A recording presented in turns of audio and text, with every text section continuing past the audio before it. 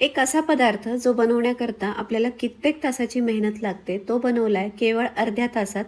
ही अगदी foolproof recipe आहे मुगाच्या डाळीच्या प्रीमिक्स आणि त्यापासून बनवलेल्या हलव्याची. तुमचा फूड बिझनेस असेल तर तुम्ही हे प्रीमिक्स सेलही करू शकता. मेजरिंग कपने 2 वाट्या मुगाची डाळ मी ओल्या फडक्याने पुसून घेतलेली आहे. तुमच्याकडे जर वेळ असेल तर तुम्ही धुवून थोडीशी सुकवून सुद्धा घेऊ शकता. डाळ थोडी भाजून झाली की लगेच यामध्ये थोडंसं तूप घालायचे. तूप घातल्यामुळे याला छान खमंग असा स्वाद येतो.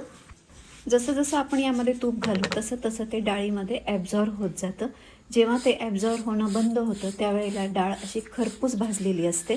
एकदम चॉकलेटी असा याचा रंग आल्यानंतर आता मी गॅस बंद केला आहे आणि डाळ दुसऱ्या पॅनमध्ये थंड होण्याकरता ठेवणार आहे. परत कढई गॅसवर ठेवली, त्यामध्ये थोडंसं तूप घातलं आणि यामध्ये आता काजू बदामचे काप मी परतून घेणार आहे.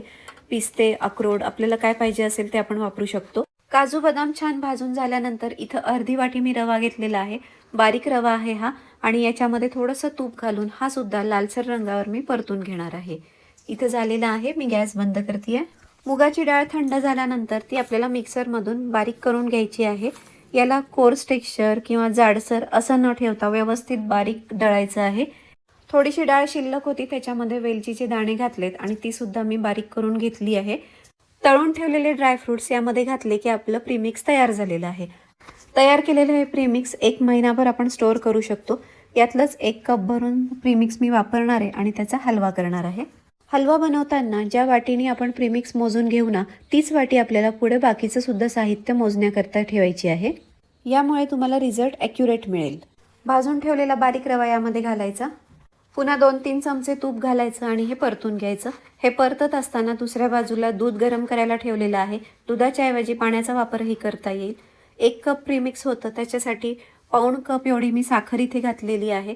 साखर प्रीमिक्समध्ये घातली की लगेच वरतून गरम दूध घालायचं आणि सगळं छान मिक्स करून घ्यायचं. कढईतलं मिश्रण पूर्णपणे दुधात बुडेल इतकं यामध्ये दूध आपल्याला वापरायचं आहे. दूध आणि तूप जेवढं आपण यामध्ये घालू ना तेवढा शिरा हा छानच होतो. दूध मी भरपूर घातलंय, तूप मात्र बेताने घालणार आहे. जसं लागेल त्या प्रमाणात मी इथं तूप घालते आहे, कारण तुपकट शिरा नको होता मला.